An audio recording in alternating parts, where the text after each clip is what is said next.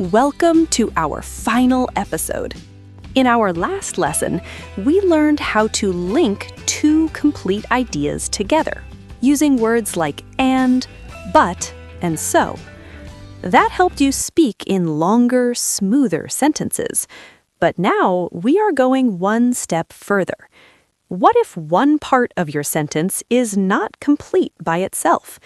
What if it feels unfinished, but you still want to use it?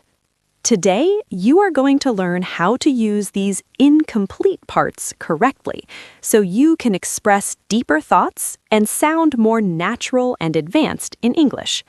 Hello, everyone. Welcome back to the JISH Learn English Podcast. I am Shaylin. Let's get started.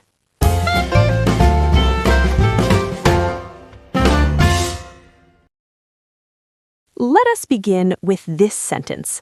If you are late, I will leave without you. Now, look at this sentence carefully. It has two parts. I will leave without you is a complete sentence. If you say only this, people understand you clearly. But now look at the first part. If you are late. This part has a subject and a verb. Grammatically, it looks complete.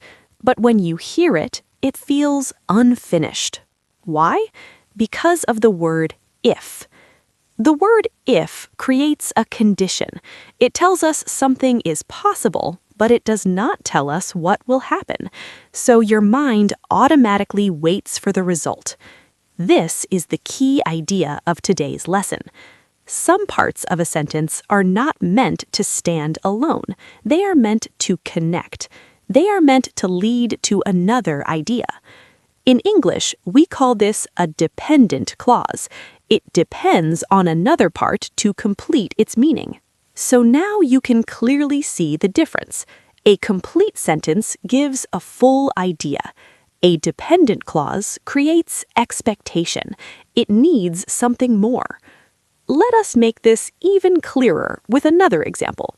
He is tired because he worked all night. He is tired is a complete idea. Because he worked all night gives the reason. But if you say only because he worked all night, it feels incomplete. The listener will ask, what happened because of that? So here, because does something very important. It turns the sentence into an explanation. It connects cause and result. Now look at this sentence. Although I was tired, I finished my work. The word although shows contrast. It prepares the listener for something unexpected. You are saying, normally, if I am tired, I will stop. But here, something different happened. This is how English expresses deeper meaning, not just actions, but relationships between ideas. You can also change the order. I finished my work, although I was tired. Same meaning, but now the main idea comes first, and the extra information comes later. So now you are not just forming sentences, you are choosing how to present your thought. Now, let us move to another important idea. Sometimes you do not want to add a new idea, you just want to give more information about something inside your sentence. For this, we use words like who and which. For example, that is the guy who shouted at me. That is the guy is a complete sentence, but it is not clear. Which guy? So we add who shouted at me. This part cannot stand alone, but it gives necessary information. It helps the listener understand exactly who you mean. Now look at this. They gave us a cake which was made from chocolate. Again, which was made from chocolate describes the noun cake. It adds detail. So here's the difference you should understand clearly. Some clauses complete an idea.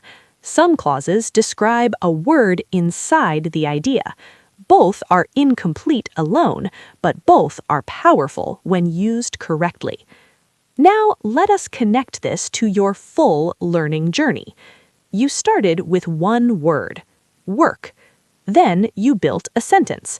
She works in a zoo. Then you added detail. Apparently, she works in a private zoo. Then you connected ideas. Apparently, she works in a private zoo, so she must know a lot about animals. And now you can build a full, advanced sentence. Apparently, she works in a private zoo, so she must know a lot about animals, which surprises me because she studied business in college. Now, listen carefully and let us understand exactly how this sentence is built. First, the main part of the sentence is, she works in a private zoo. This is the main idea because it tells us who we are talking about and what she does. The subject is she and the verb is works, so we clearly understand the basic information, her job. Everything else in the sentence is built on this idea. Now, before that, we added one word, apparently. This word does not change the main meaning. It just tells us the speaker is not completely sure. It's something they heard or believe. So it adds feeling or attitude, not new information about the action.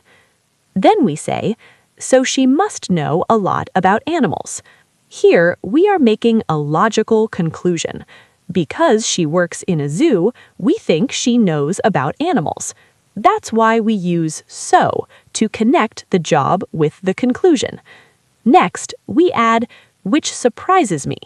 Here, we are adding our reaction. We are telling how we feel about that conclusion.